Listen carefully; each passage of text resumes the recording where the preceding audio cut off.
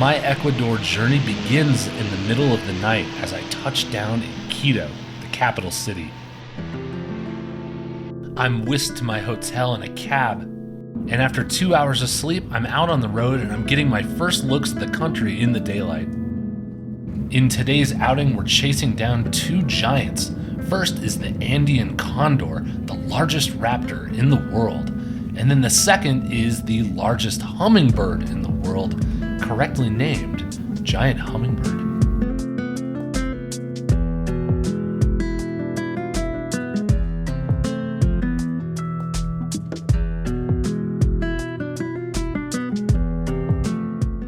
My entire 10-day trip is in the central part of the country known as the Highlands, where its harsh altitude can be tough on the non-acclimated. And despite the high altitude, large swaths of land up here are still fertile and used for farming and agriculture. And something else that thrives at Ecuador's higher elevations is its hummingbird population. This black-tailed train bearer was the first of many hummingbirds we would see on the day.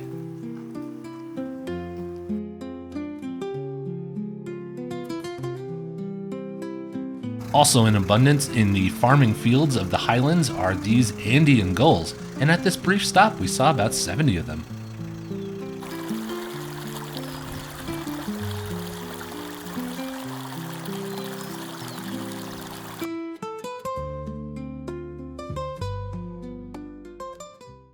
We continued up the road a short distance, and then our guide suddenly stopped the vehicle.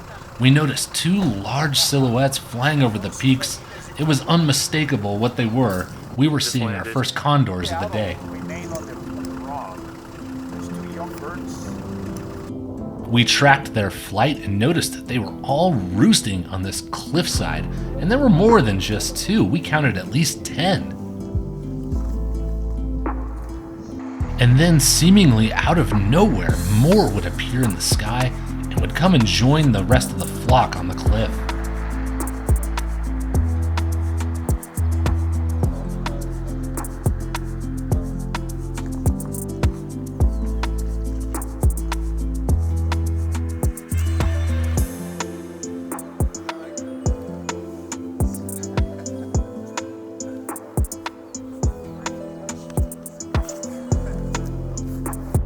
And just when we thought they had all settled in their roost on the cliffside, they surprised us and all took flight and flew overhead in what was one of the most spectacular things I saw on the trip.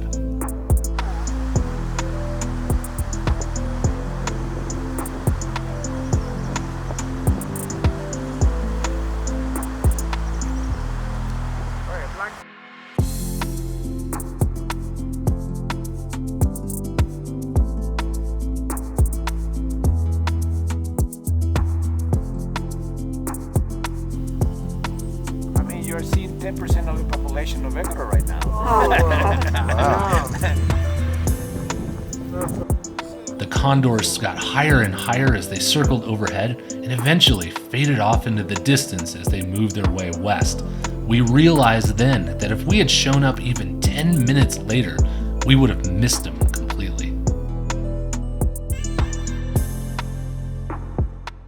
After the condor adrenaline had worn off, we did a small hike down to this beautiful stream where we started to see a few of the more common species of the area.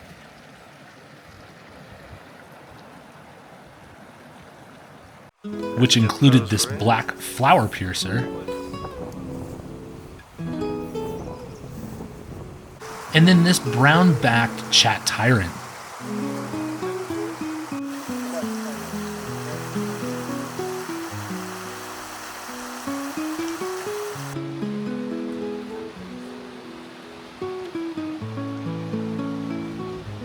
We continued further up the road, and as we walked around, we continued to see more common species for the area, which of course were all lifers for us.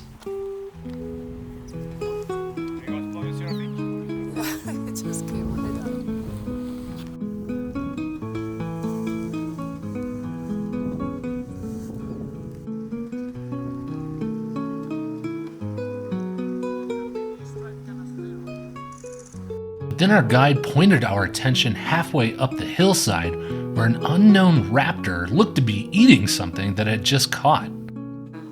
Once we got a closer look, we determined that it was actually a male cinereous harrier, very similar to our northern harrier. We were witnessing the gray ghost of Ecuador.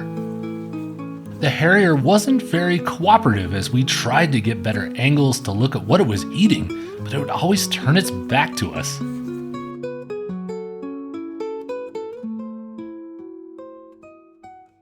Once it was done with its mystery meal, the harrier took flight right overhead. I fired off as many stills as I could as it flew over, and I think I got a few decent ones here. Again, further up the road, we made another quick stop, and I ended up seeing one of my favorite birds of the day.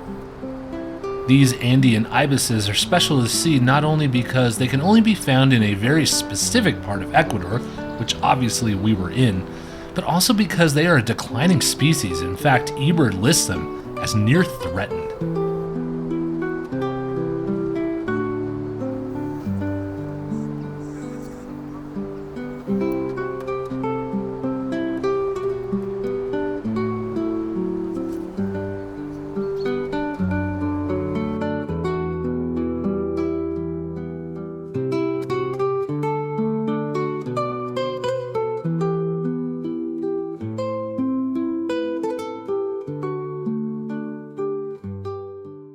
As we entered Antisana National Park, the idea was to go down to Laguna de Maica to look for waterfowl, but we got a little distracted before we could get there. We kept hearing the call and then finally found this little guy.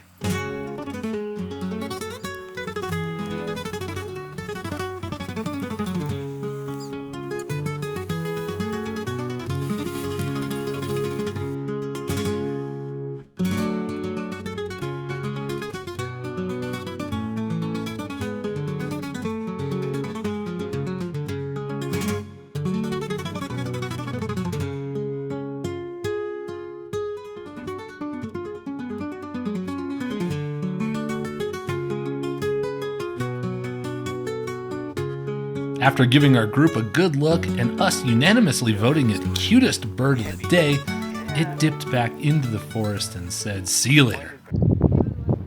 We then made our way down to the lake, and the waterfowl viewing was difficult and mostly seen through scope. I did see this slate-colored coot somewhat up close. And then we did have a nice flyby of the yellow-billed pintail.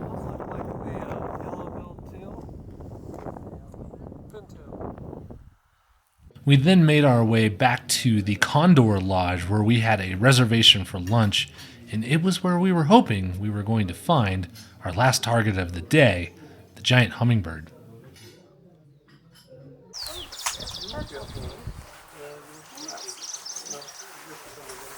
After lunch, we were all having a blast, taking photos of all the hummingbirds at the different feeders at the restaurant and lodge, but we hadn't seen our giant yet.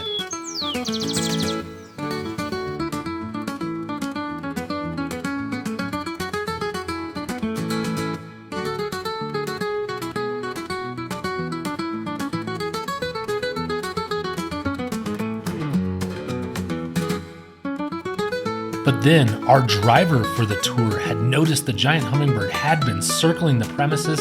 It just hadn't come down to any of the feeders yet. We went on high alert.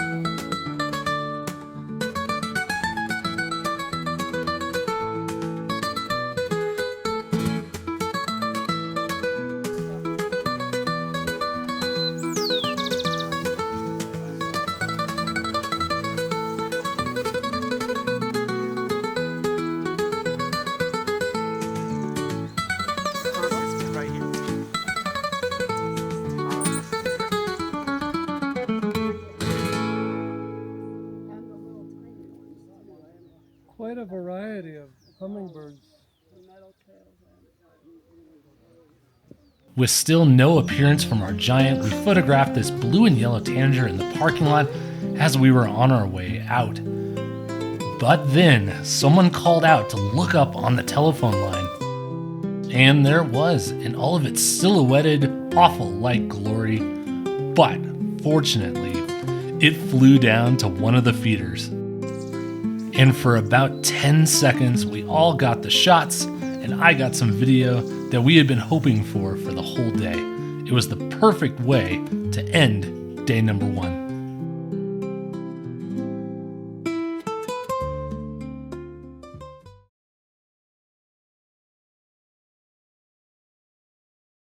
Near the end of the tour, we were driving in an area not really known for condors, but we saw 2 land on this cliffside. The male was displaying, and what unfolded after was pretty surprising. I'm not sure how common it is to capture Andean condors mating on film, but it was enough that my bird guide of over 30 years requested that I send him the footage. So I'm going to take that as a pretty significant event. It was pretty crazy to see.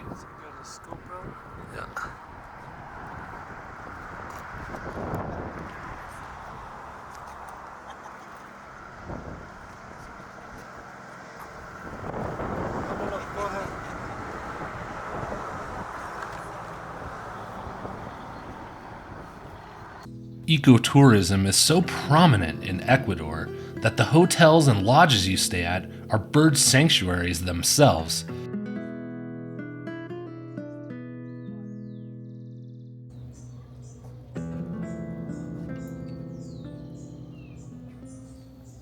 So our morning starts with a pre-breakfast birding outing around the hotel before leaving Quito for the Mindo Valley later.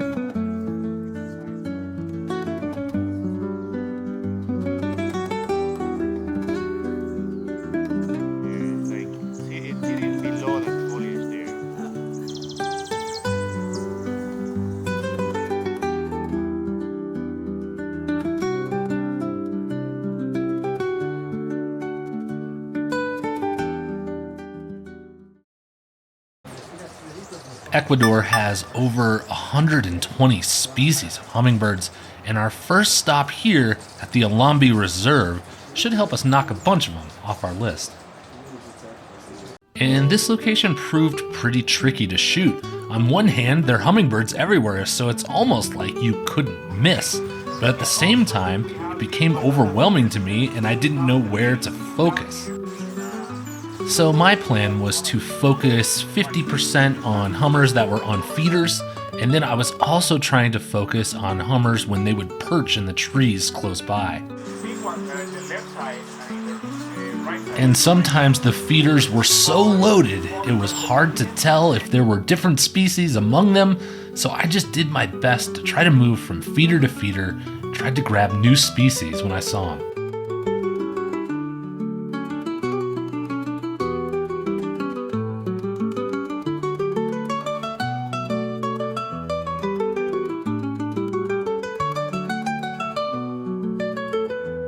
My favorite hummingbird of the trip was this white-booted racket-tail, such a unique-looking hummingbird.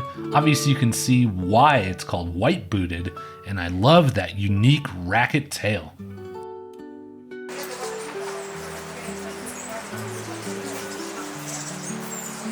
Yeah, they look like little snow boots.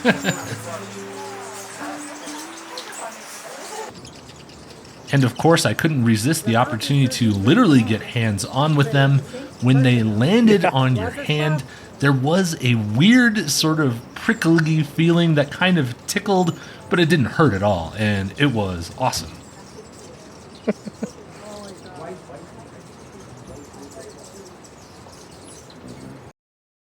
And while the reserve's main event is the hummingbird feeders, their fruit feeders also bring in a wide variety of tanagers.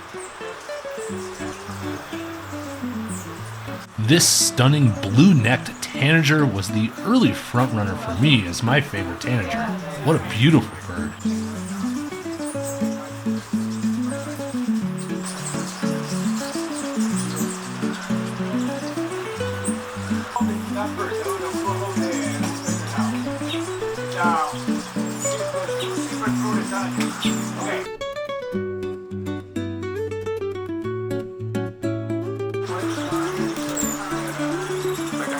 Line is under his shoulder. And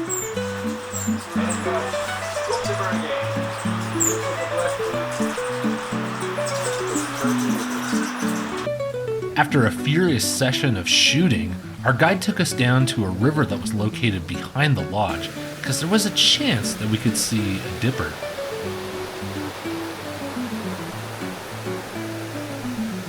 And sure enough, a dipper was there, but as soon as I pointed my camera on this rock, it flew away, never to be seen again. But the river did still have one surprise in store for us. Just on the other side of the river was this golden-headed quetzal, our first quetzal of the trip, a stunning bird.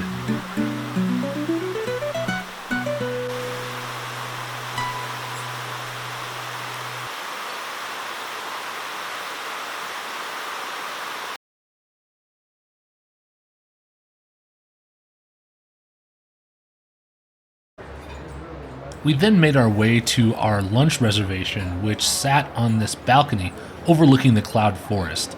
And what do you know? They had feeders too. So after lunch, session number 2 got underway.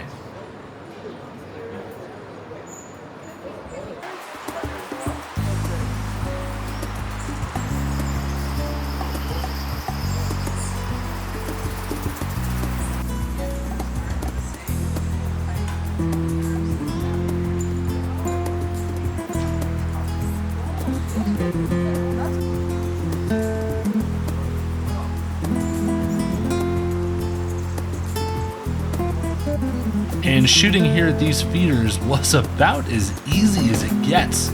You're pretty close, and it was just new species after new species coming in. It was awesome.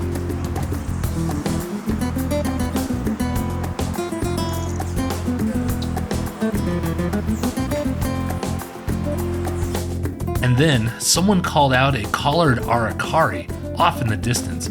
I was able to see it, but it was in between 2 big trees and the footage isn't great.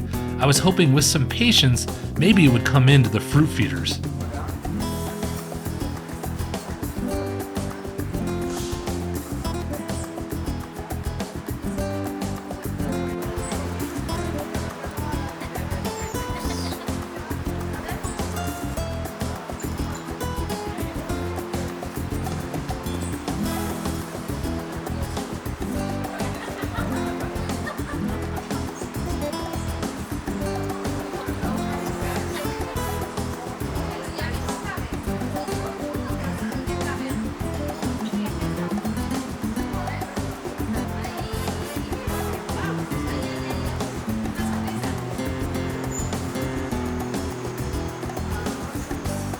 The collared aracari isn't a rare bird or anything like that. In fact, it can be found in almost all of Central America and a large part of South America. But just getting that up-close look, it's such a unique bird. That bill, those eyes, the colors, it was absolutely a great way to end our lunch outing.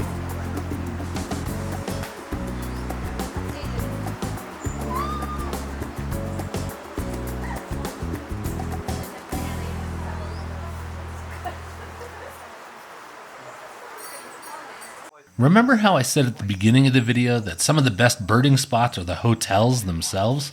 Well, that's how we're wrapping this day up. We are birding around the grounds at our new hotel in Mindo, and we found some pretty good stuff. He was chased by the flame raptor. That bill sparrow, that's all there is. No, it's more orange bill sparrow. Right? Got into the right. It was cool adding 2 new hummingbird species right before dinner, including this violet-tailed sylph, and then we also found this brown Inca.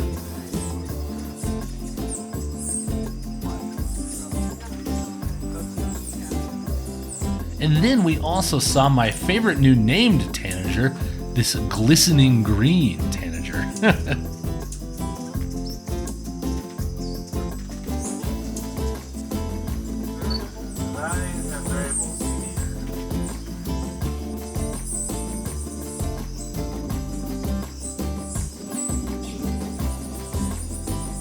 A large bird came clumsily crashing in through the canopy, and it ended up being this crested guan. I love them. And to finally wrap the day was this squawking toucan up on top of the tree.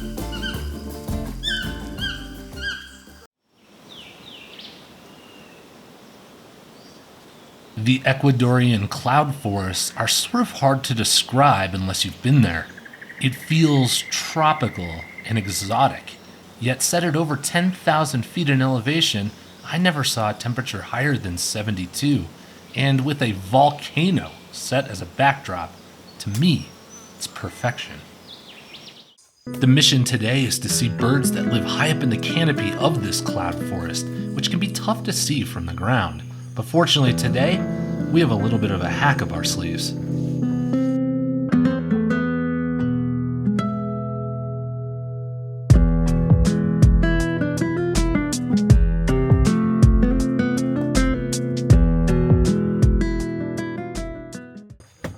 The Rio Silanche Bird Sanctuary is our starting point, where they've got a great lookout tower that you can climb to the top of, which should give us a better look at some of these birds hiding in the canopy. The top of the lookout tower provided great looks into the canopy, but the bad morning light and overcast skies was not providing me any good video clips.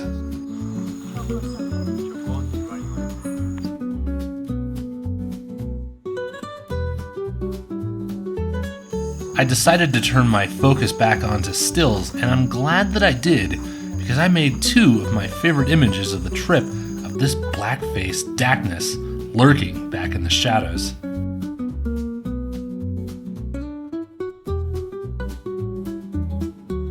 I was thrilled when this blue-tailed trogon landed close to us on top of the platform and cooperated long enough for us all to get a good look.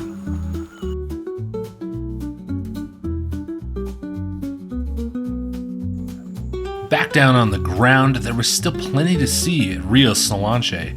In fact, our surprise of the day was right around the corner from the parking lot. Perched not too far away from us up in this tree was this small raptor, or maybe I should say this tiny raptor. This tiny hawk was scanning the horizon looking for its next meal, and it's not a surprise that they do so well here in Ecuador, considering their primary meal are hummingbirds.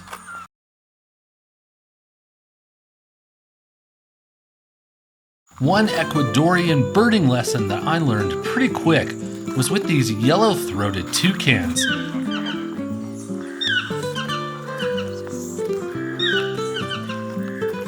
If they're in your area, oh trust me, you'll hear about it. Yeah, we see you. But honestly, I love these guys. It's a beautiful bird.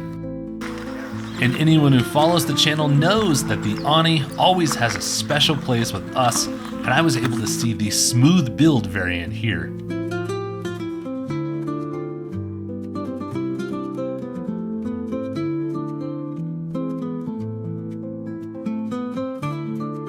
We watched this social flycatcher go back and forth between its nest and the power line, but then we're quickly reminded that this road wasn't just for touristy birders. There was actually work going on here. Hey.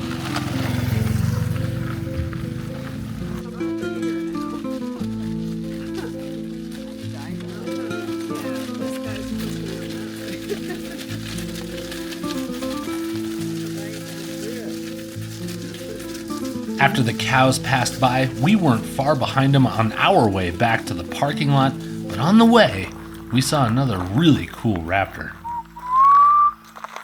This striking pair of falcons were bat falcons. I loved the black hood, and the orange around their legs is often described as having rusty pants, and as the name suggests, these guys are hunters of the night, primarily feeding on bats. For our afternoon session, we made our way to the lower foothills at just under 2,000 feet to the Sendero Frutti tour. And it was feeders galore, both hummingbird and fruit feeders, which we were hoping were going to bring in some new foothill species for us. And I can easily tell you that of all of the feeders that I visited on this trip, this one was the best set up for photography photography. Just look at that background. Every bird you photograph here looks like $1,000,000.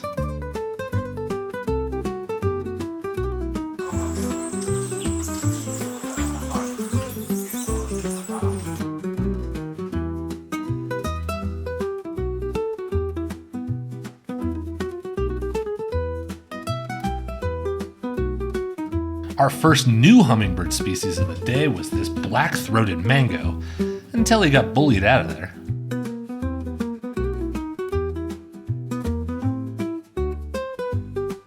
We got another new species on the trip when a flock of maroon-tailed parakeet flew over. 3 of them decided to land in a tree and investigate the fruit feeders.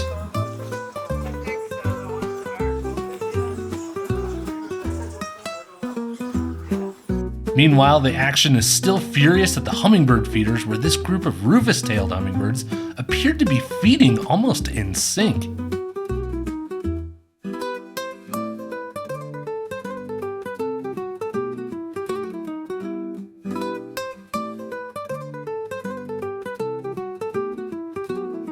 And yet another new hummingbird species observes all of the chaos from this branch. This was a green thorntail.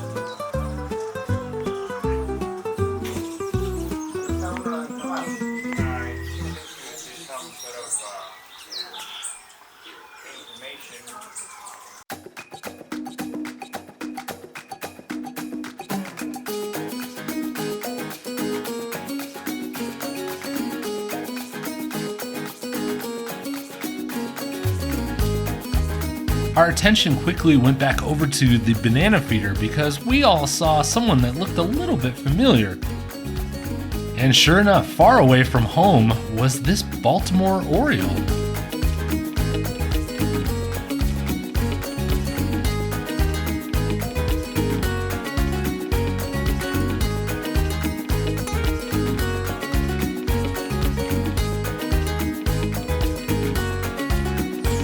Out of the forest appeared this agouti, which was completely fascinating to me. It scavenged around the fruit feeders, eventually found this banana.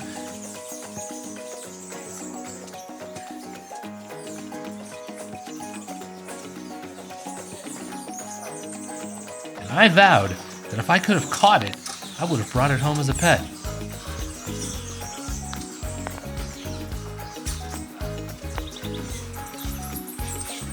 One of the rarer hummingbirds for the area that we had been staking out and had seen sporadically finally showed back up for a second. I was able to see this bronzy hermit. Look at that curved bill as it flies away. Our guide called out an alert for an important bird that we had to see, and I looked over and saw this red woodpecker, which is known as the scarlet-backed woodpecker. And the reason why this woodpecker is so special is because it's an Ecuadorian local. In fact, it can only be found in the western part of the country and then down into the very northern part of Peru. It was very cool to see. But our woodpecker adventures are not over quite yet. Enter this lineated woodpecker that jumps up on the fruit feeder to get some banana. Soon after, another woodpecker, a little bit larger, jumps up on the fruit feeder too. Our guide explained to us that the larger woodpecker that had just jumped up wasn't a competing woodpecker, it was actually a chick, and the smaller woodpecker on the right was the mom. And despite being full size and literally sitting on a stack of food, the chick begged mom to be fed. And the mom obliged by conjuring up some leftover banana and regurgitated it out into the chick's mouth.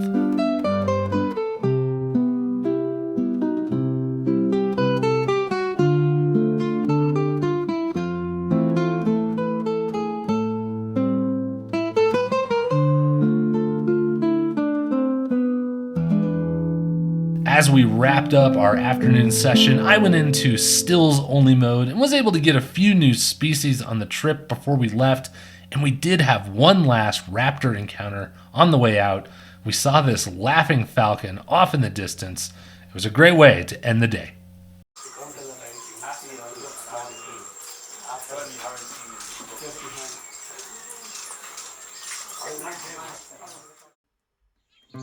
Our earliest wake-up call of the trip saw us up at 4 a.m. and on the road in the fog and the rain.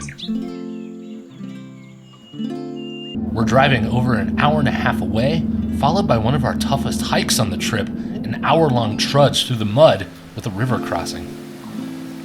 And if our efforts paid off, we'd get a chance to see one of Ecuador's most unique species, the long-wattled umbrella bird.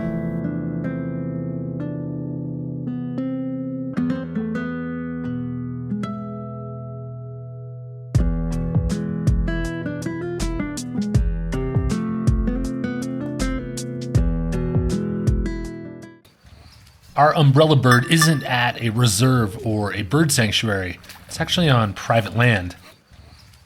And tour groups can work out deals with the landowners to come and see the bird. And although the hike was steep and slippery at times, boy, could it sure provide you a nice view.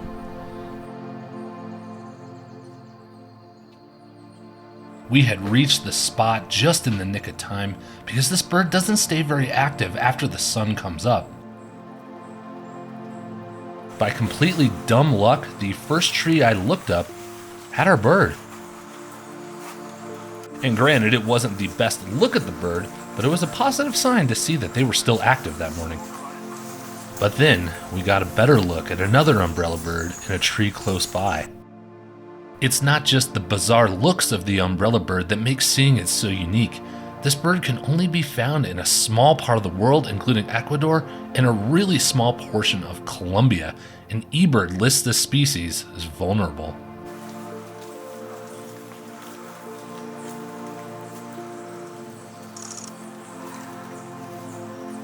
On this morning, we ended up seeing 4 umbrella birds, and one even flew down and landed on a perch that gave us this insanely good look.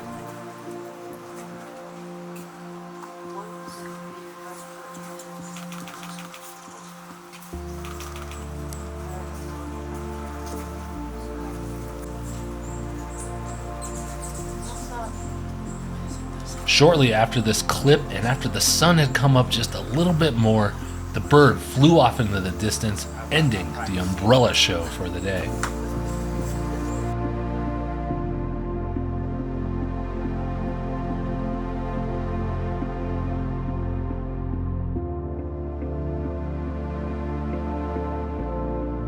The conditions can change rapidly in the cloud forest, and just as soon as the sun comes out, the mist can move back in and really make photography difficult.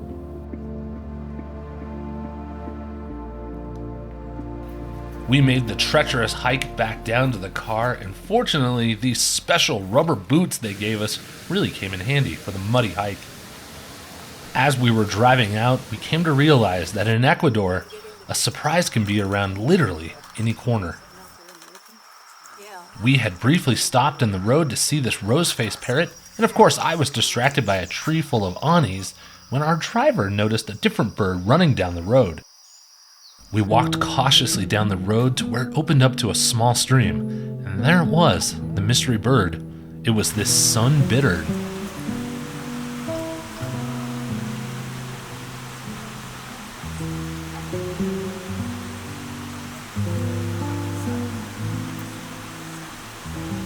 And just like seeing bitterns anywhere else in the world, the rarity isn't necessarily the bird itself. The rarity is seeing it out in the open foraging.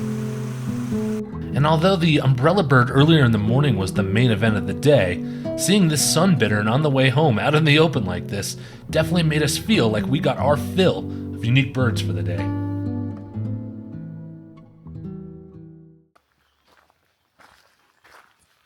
Another early morning wake-up had us out early in the forest looking for another Ecuadorian unique species.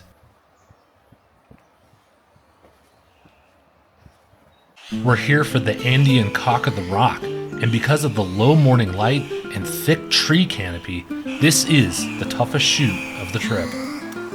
I realized pretty quickly that I had to throw most of my typical bird settings on my camera out the window. If I was going to get anything salvageable here, It was going to be full on manual mode, manual focus, and I was going to really have to work hard to make some good stuff here. Those efforts paid off as the bird finally started to come into better view. I was able to lock in and get a few decent shots.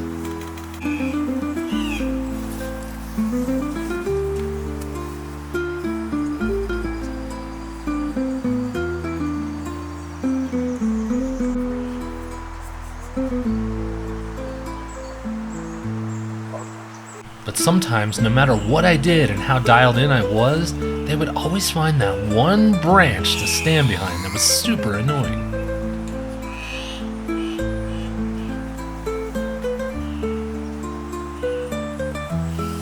But regardless, I was thrilled with the shots I was able to make with a very limited time frame to see these birds, and in my mind, probably the only time in my lifetime I'll get a chance to see this bird. The pressure to make these shots was really high, and it made me realize that all of the hard work, all of the outings I've been out with my camera doing bird photography, it really prepared me for this moment to be able to lock in and make these shots under pressure. It was by far the most rewarding outing of the entire trip. I tend to think I have a pretty good birding eye, but never in a million years would I have seen these roosting short-tailed nighthawks sitting up on this branch. So serious props to the group in front of us who pointed them out.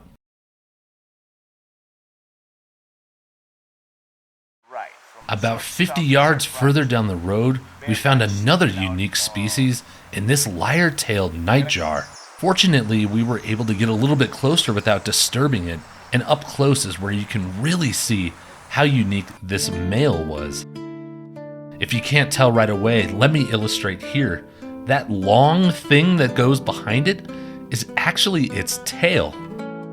And this is how you can tell this is a male, because the males have tails that can be up to 3 times longer than their bodies, while females have a more, quote, normal sized tail. The morning was off to a great start, and we had seen a bunch of good species at our location, which was Refugio Paz de las Alves, a place most known for all of their variety of Antpitta. So that's what we turned our focus to. All the different species of Antpitta are very habitual, meaning they will eat at the same time, and oftentimes they will eat at the same location. So knowing exactly where to go to see each kind is actually fairly easy here. And while our first hike to go see the giant Antpitta was unsuccessful, there was still a special bird along the same trail. It was this golden-winged mannequin.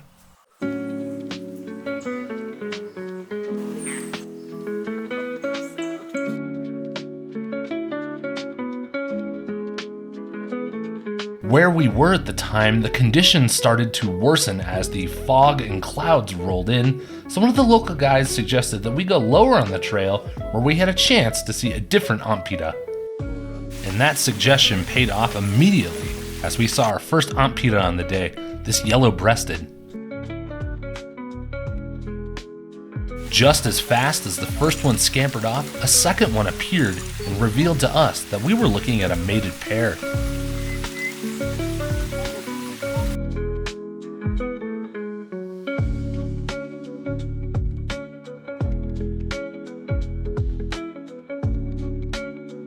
After the success of seeing our first Antpitta, we went back to the visitor center at the refuge, where they had some pretty good birds in the trees in the courtyard, and also the best cup of coffee I've ever had in my life, and it's not even close.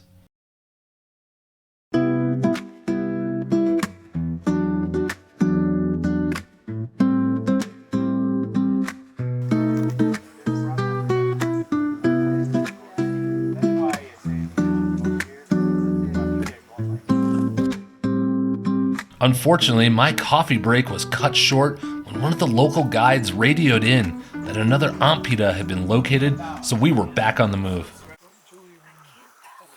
And sure enough, down a dark path was this ochre-breasted Antpitta.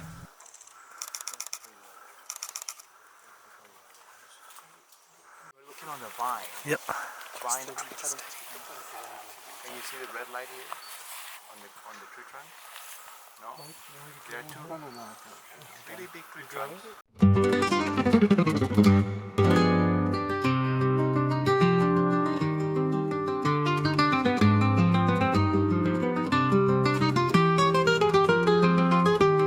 And our luck didn't end there for the day. Also on the same trail was this rufous-breasted ant thrush.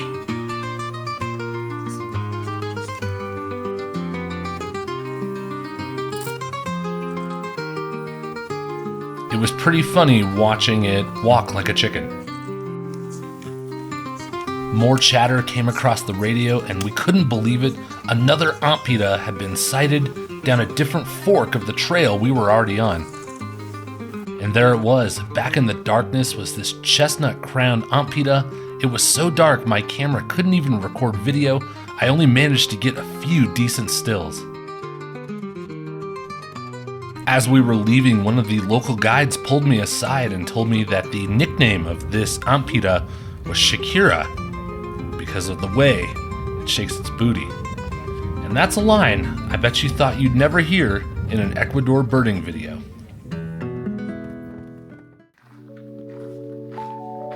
Like most mornings on this trip, I'm up before the sun and I'm walking around like a zombie, desperately in search of my first cup of coffee. Little did I know, this bright neon blue light you see here was going to be the focus of our morning outing. But more on that in a minute. I really need that cup of coffee and to get some breakfast in me. And well, to maybe take in this view a little bit too.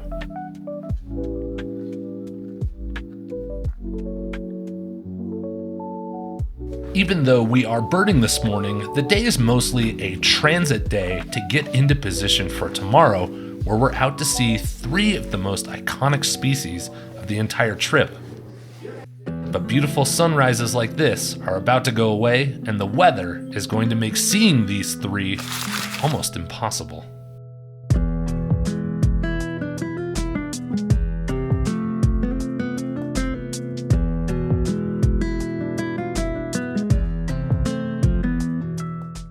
But before we get bogged down in the rain, let's go back to that bright blue neon light, which is actually this contraption.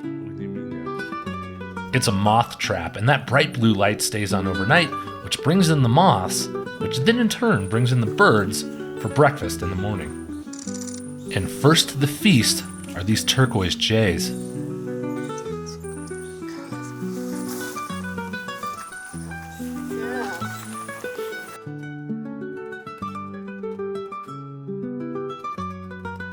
Next to feed on the moth buffet was this strong-billed wood creeper. And I'm not a bug guy by any means, but I really felt bad for this moth. Jeez, what a brute.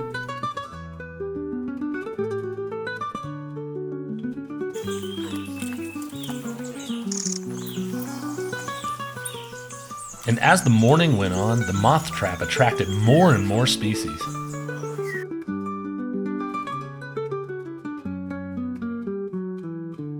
And even though a lot of these are considered common species for the cloud forest, I still couldn't get over the fact that they just kept flying in over and over again. It's always something new.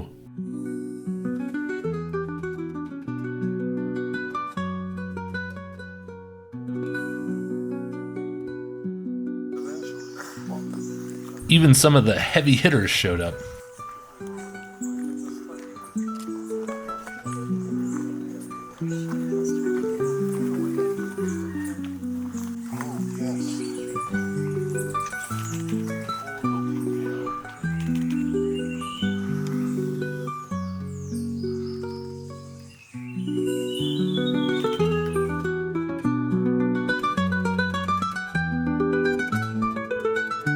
And though it never came down to the fruit feeder or the moth trap, it was still cool seeing this barred hawk fly overhead.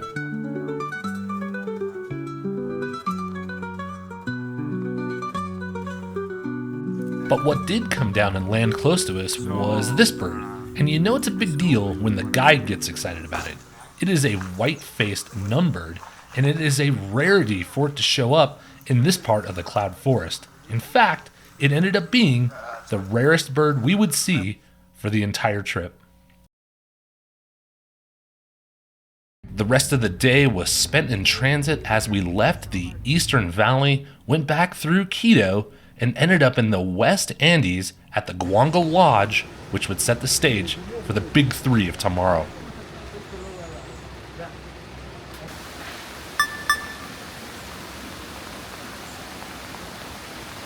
But overnight, the weather turned for the worse.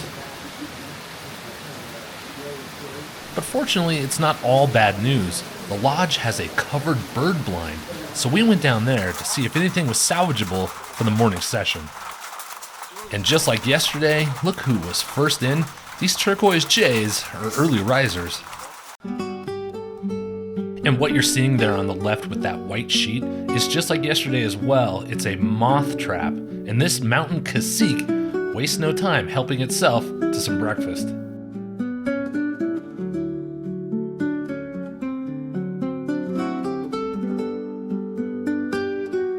And we all know that birds don't particularly like the rain, but sometimes a good meal is too hard to pass up, even in bad conditions.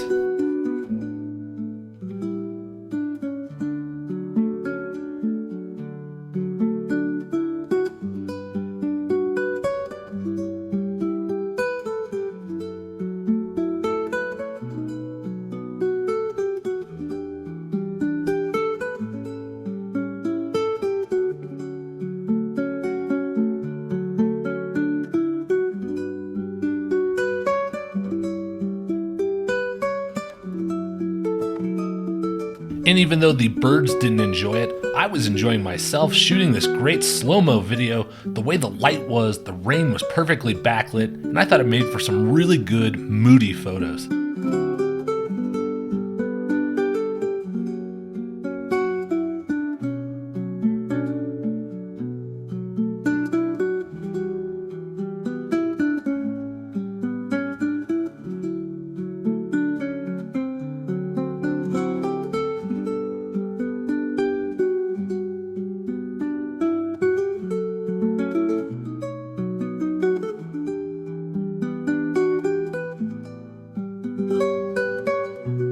The lodge also had a covered hummingbird garden, so we made our way over there.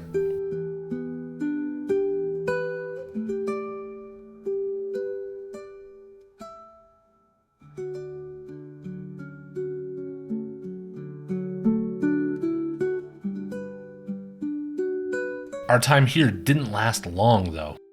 The rain lightened up slightly and our guide promptly got us on the trail to go see one of our big targets for the day, the gray-breasted mountain toucan, and it would only be visible during one of these windows where the rain had lightened up.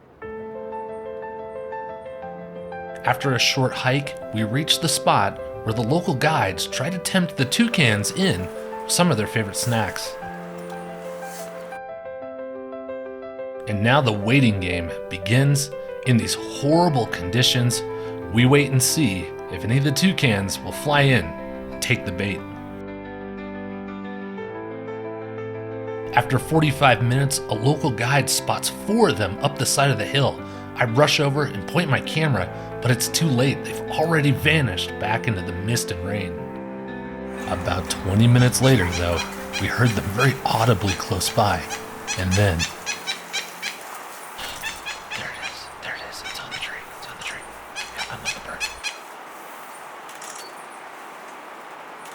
there it was. The toucan had come in.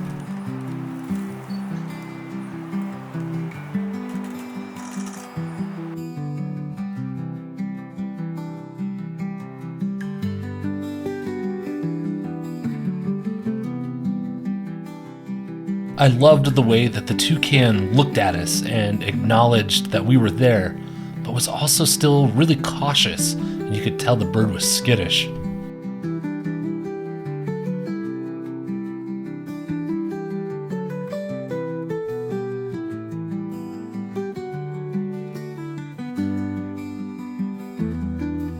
And in our short moment with this bird, we all got some spectacular photos.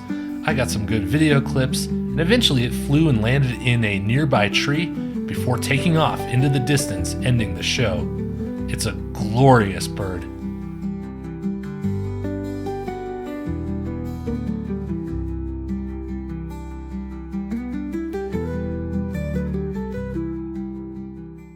After we ate lunch, we came back outside to this, and it put into serious doubt whether we were going to be able to see the 2 other target species for the day, the Torrent duck and the white-capped dipper. The hummingbirds were still active though, so we kept ourselves entertained with them throughout the afternoon while we waited and hoped for another break in the weather.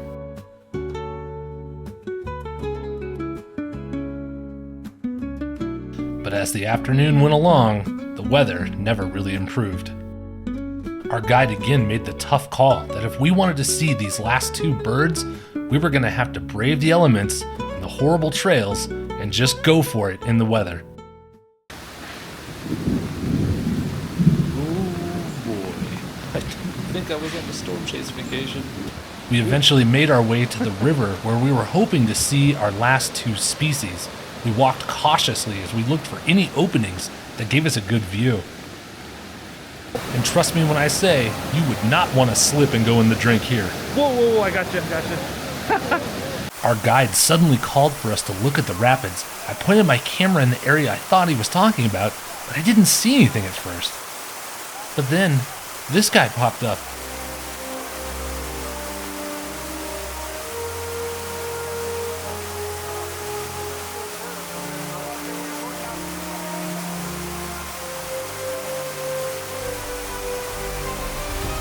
It turned out there were two torrent ducks there, and I was mostly in disbelief.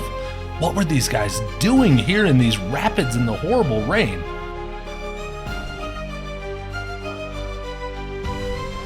But that's what this species does. They're very strong swimmers and even stronger divers, and going up through all these rapids the way they are here is actually how they feed.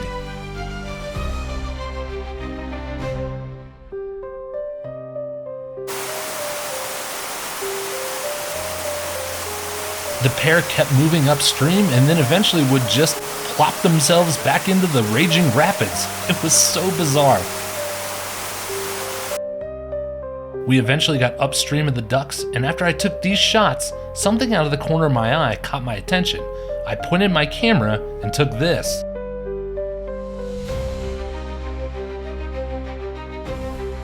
Sure enough, it was our third target bird of the day, the white-capped dipper.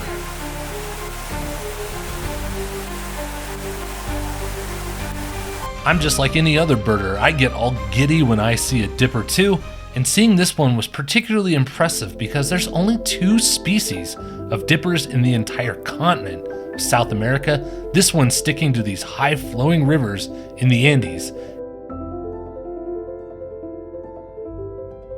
And it looked like this dipper was going to end its day the same way we were, standing in the middle of the forest in the pouring rain, completely soaked.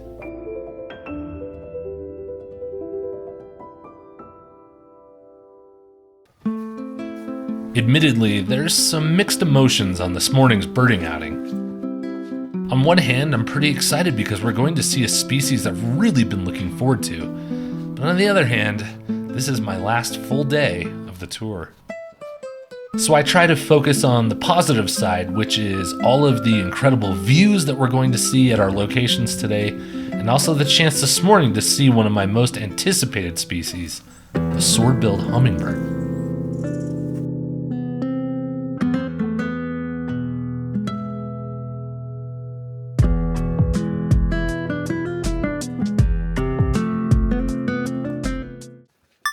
Alambi Reserve is our spot for the swordbill and hummingbird feeders, check. Fruit feeders, check. And room with a view, that's a big check. And first up this morning is this glossy flower piercer, followed shortly thereafter by these two masked flower piercers, both new species for the trip.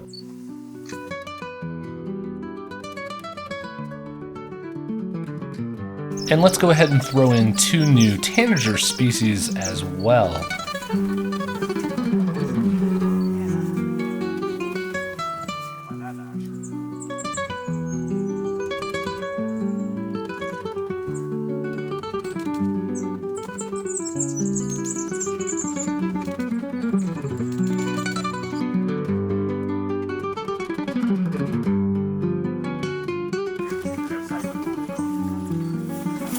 A few of the hummingbird feeders had some activity, but for the most part, all of our hummers were sitting on the sidelines, like these guys.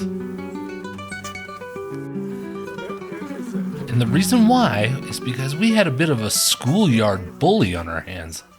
This shining sunbeam was one of the most territorial hummingbirds I've ever seen, and anytime any other hummer got near a feeder, it would fly in and buzz them off. In fact, it was so territorial it even started messing with the tanagers. And I think its facial expression matched how we all felt about this bully. So with the bully running the show at these feeders, we decided to hike around to some other areas to see what other birds we could find. But unfortunately, on this morning, the birding wasn't that good. We weren't getting any of the species the sign said we could be seeing. But still, with a view like this, it's hard to really complain. But the good news was, as we got back to the parking lot of the reserve, someone had said the swordbill had been showing up, so we rushed back up to the feeders where we had been waiting that morning. Our first look at the swordbill was brief when it visited this feeder, but then zipped away quickly. Fortunately, we were able to locate it sitting up on this perch where I was able to make a good still.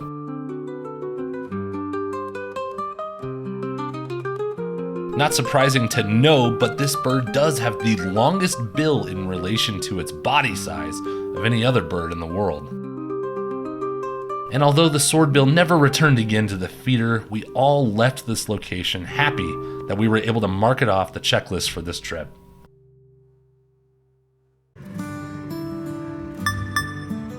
For the afternoon session, we're at Coyambe National Park, and our starting elevation is here at 14,200 feet.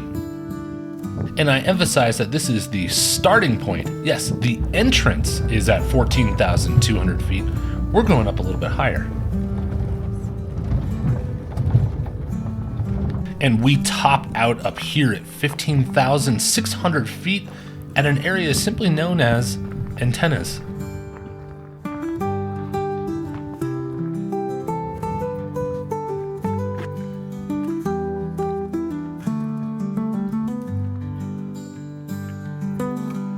And its stunning views up here was taking our breath away, literally and figuratively. And despite the thin air and the unhospitable landscape, there's actually some life up here. First up on the high wire was this red-rumped bush tyrant. And this is probably the most well-known raptor of the Andes, is this carunculated caracara.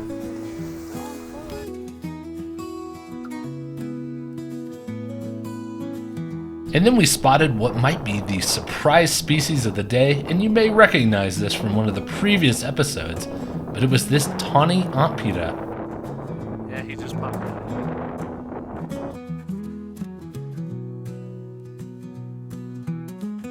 But my favorite bird of the afternoon were these guys, the very grouse-looking rufous-bellied seed snipe. In the good light that we had at the time, I really liked the way that their feather pattern stood out. It almost looked a little bit like chainmail. And this is the bird that we would end our afternoon session on. I got a few more snaps before it was time to head back down the mountain and go for dinner. But as it turned out, our day wasn't over quite yet. After dinner, we found a pair of these black-banded owls hanging out near the observation deck of our lodge.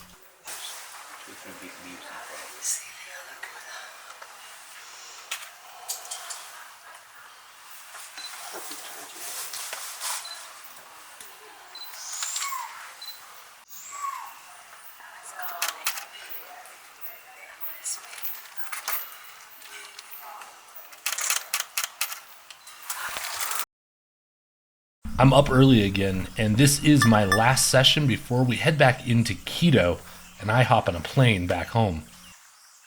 And again, like some of the previous lodges, the moth trap is set up and it's drawing in a bunch of good stuff.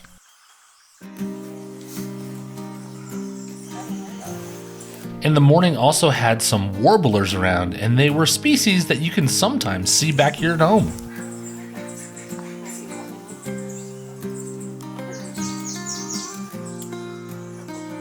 It was great getting good looks at these warblers, but everyone turned their attention to this little cinnamon flycatcher who kind of ended up stealing the show for the morning. All right, I'm calling it now. It was the cutest bird of the trip. And back to our Blackburnian warbler, where the morning light really lit up the pieces of moth getting flung about.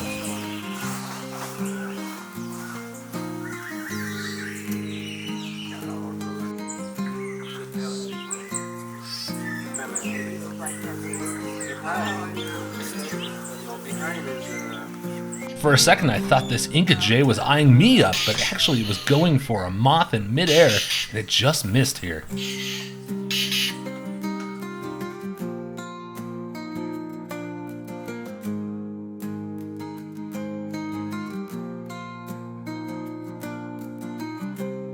And to end the session, someone from the lodge pulled our group aside and said they had a surprise for us. They took us down to this sort of secret area and told us to wait. And after a few minutes, this guy popped up. It was one last Antpitta for the trip, this one being a white-bellied, and it was so dark my camera couldn't focus, so I switched over to still mode, and this is what I got before it scurried off. But after that, the reality kicked in again, that it was time for us to leave and go back to Quito.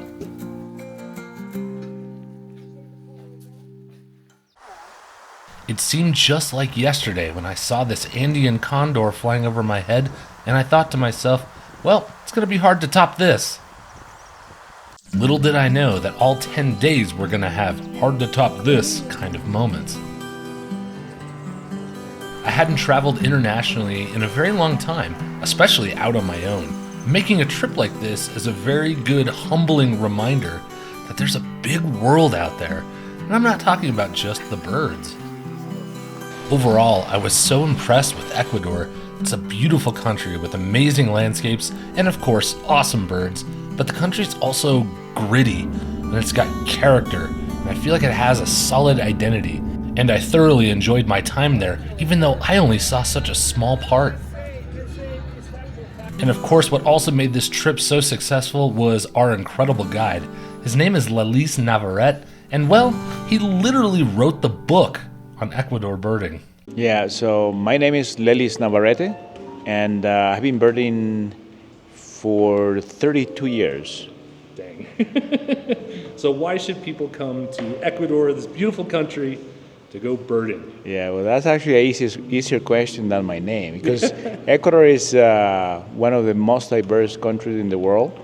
It's a small country that's about the same size as the Colorado state. Yeah, my state. And we have over 1,700 species. It's actually 1,752 and growing, because we keep on finding new species that almost every year, a couple of new species. So we're actually aiming for 1,800. But yeah, it's a very small country, it's easy to travel, and within 1 or 2 hours you can change habitat, and you change habitat, you change a complete new sets of birds or bird species you're gonna look for.